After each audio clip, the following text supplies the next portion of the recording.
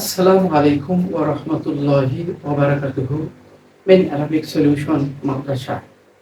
প্রিয় শিক্ষার্থী বন্ধুরা, আজকে আমাদের আয়োজন সূরাতুল বাকারা এর 14 নম্বর আয়াত।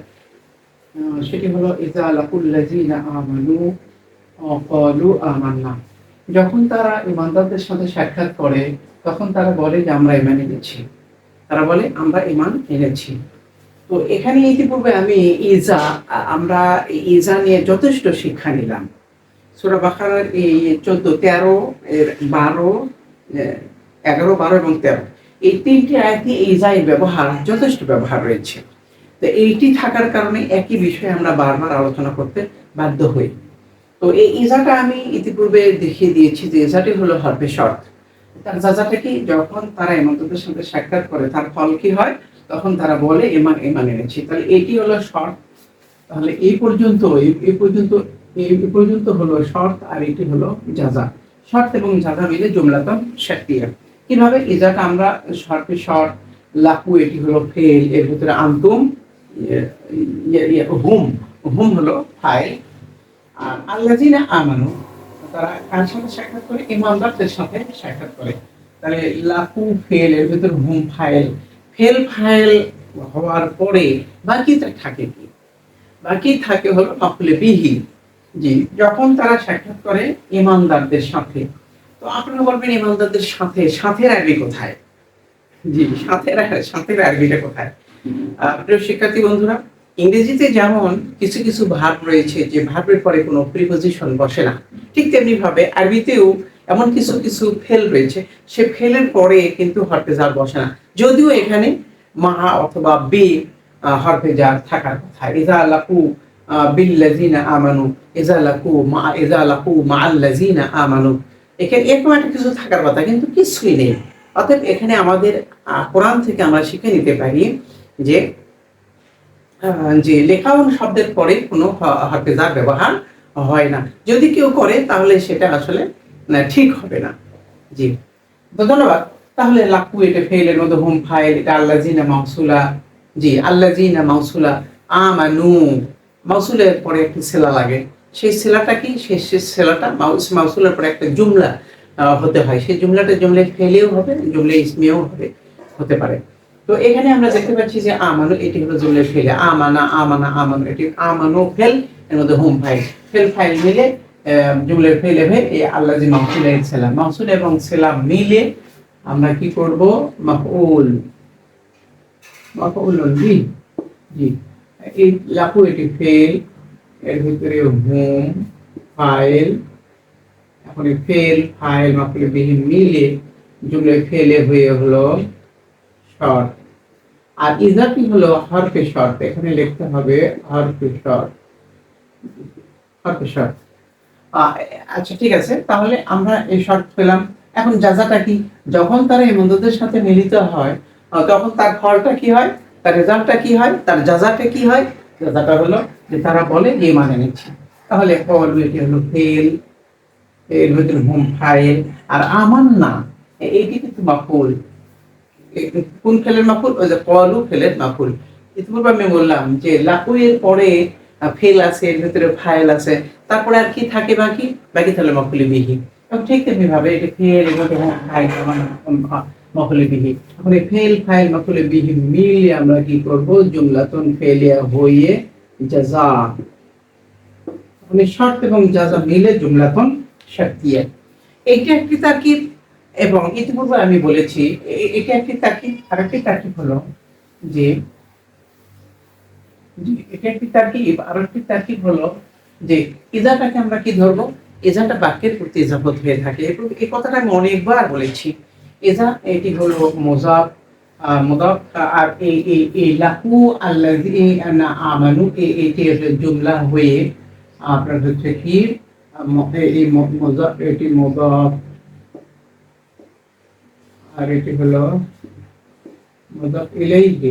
যে মুযাফ মিলে হলো মাফউলুন বিহি। মাফউলুন বিহি। এখন এই মাফউলুন বিহি মুকদ্দাম হয়ে থাকলো। হ্যাঁ, মাফউলুন বিহি মুকদ্দাম থাকে। যেমন আল ইয়াউমা আকমালতু লাকুম দীনাকুম ওয়াতমামতু আলাইকুম নি'মাতি ওয়া রাদিতু লাকুমুল ইসলাম দীনা। তো এই ইজাটা এটা মাফুল ফি হলো, মাফুল ফি প্রথমে থাকে, তাহলে এটি এখন এটা আমরা কি ধরবো, কল এটা ফেল এর মধ্যে হুম ফাইল এটা মাফুল, এটা মাফুল বিহি, কিন্তু এটি কিন্তু মাফুলন বিহি, এটি হলো ফেল এর মধ্যে হুম ফাইল, ফেল ফাইল মাফুল বিহি আর মাফুল ফিহি মিলিয়ে আমরা কি করবো, জুমলাতন ফেলিয়া।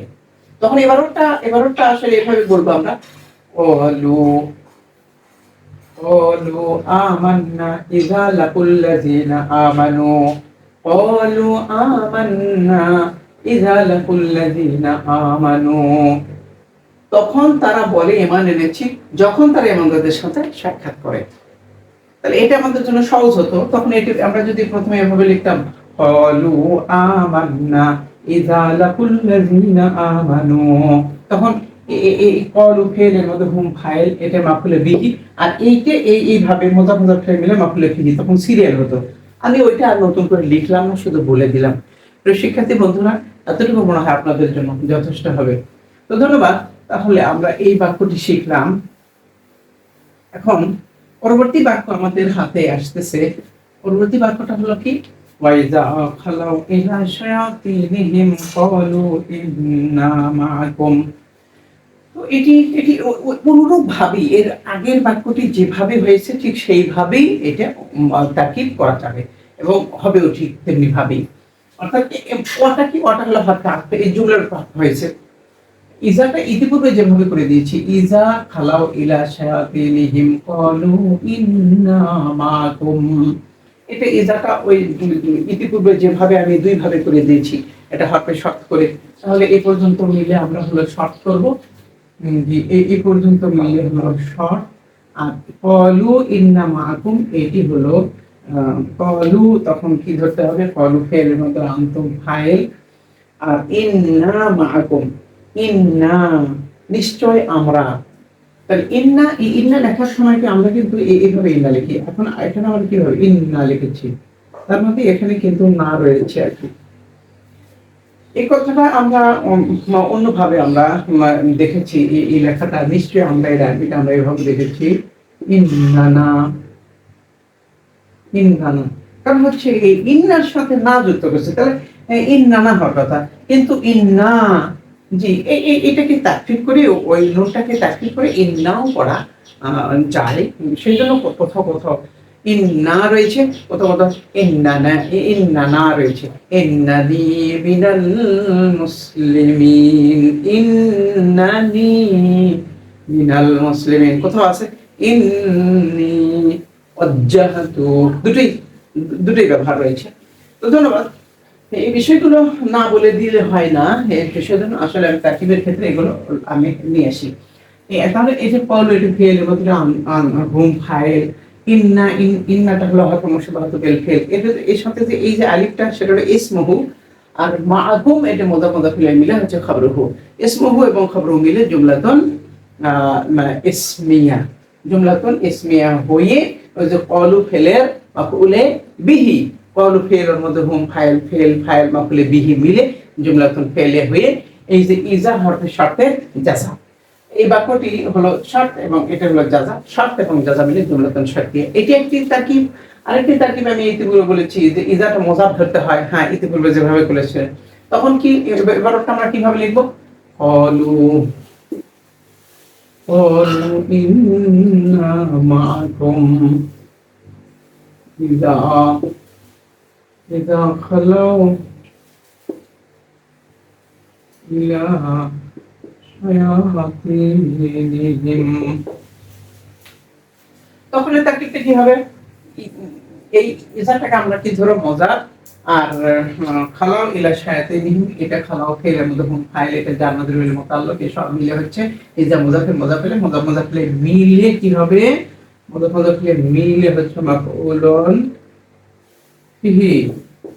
আর এই যে ক্বালু ইন্না মাআকুম, ক্বালু এটি ফেলের মধ্যে হুম ফাইল, ইন্না মাআকুম ওইটা ওই জুমলা হয়ে ক্বালু ফেলের মাফউল বিহি, জি এটা হলো মাফউলুন বিহি। জি। এখন এক হলো ফেল, এর ভিতরে হোম ফাইল। এখন এই ফেল ফাইল মাফুলে বিহি মাফুলে ফি মিলে জুমলাতুন ফেলিয়া, এই দুই ভাবেই অনুবাদটা আসলে করা যায়। জি, ধন্যবাদ। তাহলে আমরা এখান থেকে মোটামুটি মুক্ত হলাম, আলহামদুলিল্লাহ, আল্লাহর শুকরিয়া। জি, এখন এই আয়াতের সাথে আরেকটা আয়াত সংশ্লিষ্ট রয়েছে, ইন্নামা নাহনু মুস্তাহজিউন, ইন্নামা নাহনু মুস্তাহজিউন,